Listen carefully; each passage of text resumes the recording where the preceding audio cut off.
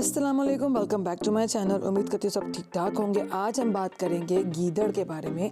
तो जब भी किसी इंसान की बुज़दिली की बात हो तो वहाँ पे उसको गीदड़ से तशबीह दी जाती है, और ये बात जो है वो कुछ हद तक ठीक भी नहीं। गीदड़ जो है वो शर्मीले ज़रूर होते हैं लेकिन वो बुज़दिल नहीं होते, और गीदड़ का जो ताल्लुक है वो कुत्तों के ख़ानदान से होता है। इसकी जिसामत जो है वो मोस्टली दरमियानी सी होती है, मतलब ना ज़्यादा बड़ी होती है और ना ज़्यादा छोटी होती है। इसकी आवाज़ जो है वो पाकिस्तान के अक्सर इलाकों में रात के टाइम सुनी जा सकती है।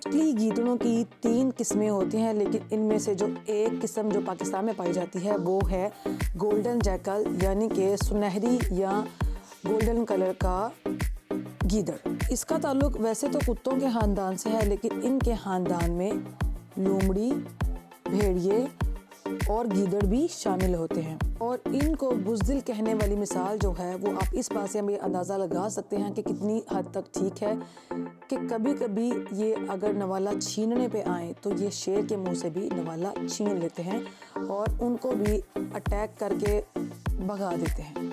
वैसे तो ये गोश्त और जानवर है, लेकिन उसके अलावा भी ये बहुत सारी चीज़ें खा लेते हैं। आम तौर पे ये सुबह या शाम के वक्त सरगर्म होते हैं, और इनका जो ज़्यादातर शिकार करने का तरीका होता है वो ये होता है कि ये या तो छोटे ममालिया जानवरों को अटैक करते हैं या ये परिंदों का शिकार करते हैं। फिर जो है वो आम तौर पर पाकिस्तान में पाया जाता है, लेकिन ये आम तौर पर आबादी वाले इलाके में नहीं रहता, ये वीरानी में रहता है। की एक खासियत ये है कि ये अपने आप को मुख्तलिफ किस्म के माहौल के मुताबिक ढाल लेता है।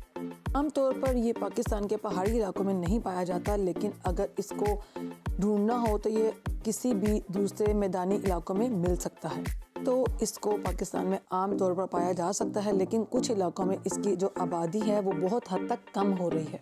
ये एक हमाहौर जानवर है, ये मोस्टली सब्जियां और फल भी खा लेता है अगर इसको गोश्त ना मिले। ये गोश्त हो जानवर है, लेकिन अगर इसको कोई शिकार ना मिले तो ये मरे हुए जानवरों को भी खा लेता है। आम तौर पर शाम के टाइम जोड़ों की सूरत में और रात की तलाश में निकलते हैं, और दिन के वक्त ये आम तौर पर आराम करते हैं। में इसकी उम्र जो है वो मोस्टली 8 से 10 साल तक रह सकती है, लेकिन अगर कोई इसको घर पर पाले और इसकी देखभाल करे तो इसकी उम्र में इजाफा किया जा सकता है। इनके बालों का कलर जो है वो कभी कभी मौसम के मुताबिक हल्का या गहरा होता रहता है।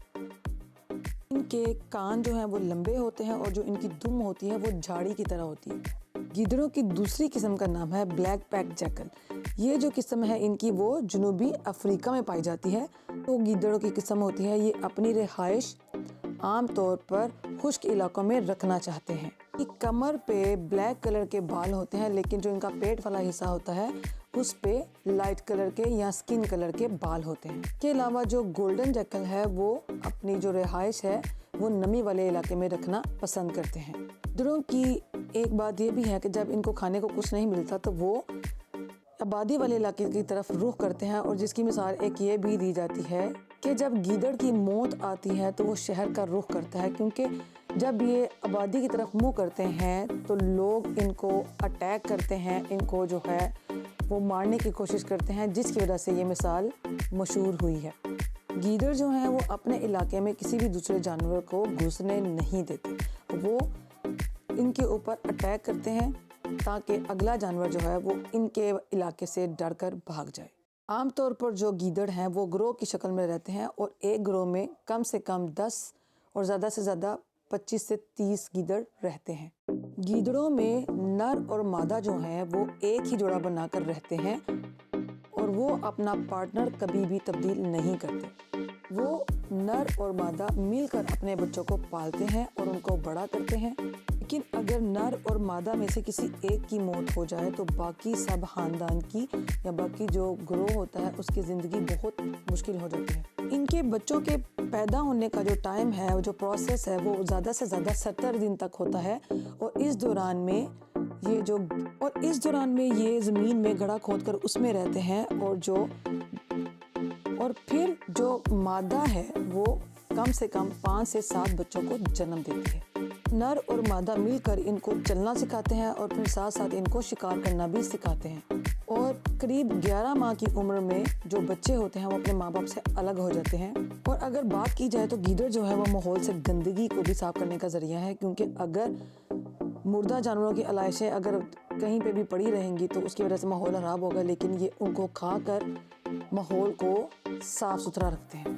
گیدڑ اور کتا اگر کاٹ دیں تو اس کا سیم ریبیز کا ریئیکشن ہو سکتا ہے، تو اگر کبھی گیدڑ یا کتا ان دونوں میں سے کوئی بھی جانور جو ہے وہ اگر آپ کو کاٹ لیں تو فوراً سے ریبیز سے بچاؤ کے لیے اس کی جو ویکسینیشن ہے وہ لازمی کروانی چاہیے۔ اور اکثر گیدڑ دیہی علاقوں میں حملہ کرتے ہیں، وہ بھی جانوروں پر، جیسے کہ بھیڑ بکریاں، مرغیاں اور بطخیں، جس کی وجہ سے انسانوں کو بہت زیادہ نقصان بھی ہوتا ہے۔ ان سے بچاؤ کے لیے لوگوں نے اپنے جو بھی جانور ہوتے ہیں ان کے ساتھ کتوں کو رکھا ہوتا ہے کہ اگر کہیں پہ بھی جو گیدڑ ہے وہ ان کے جانوروں کے گروہ پہ حملہ آور ہو تو کتے جو ہیں وہ اس کا مقابلہ کر سکے، اس کو وہاں سے بھگا سکیں۔ تو یہ تھی ہماری آج کی انفارمیٹیو ویڈیو، ملتے ہیں نیکسٹ ویڈیو میں، تب تک کے لیے اللہ حافظ۔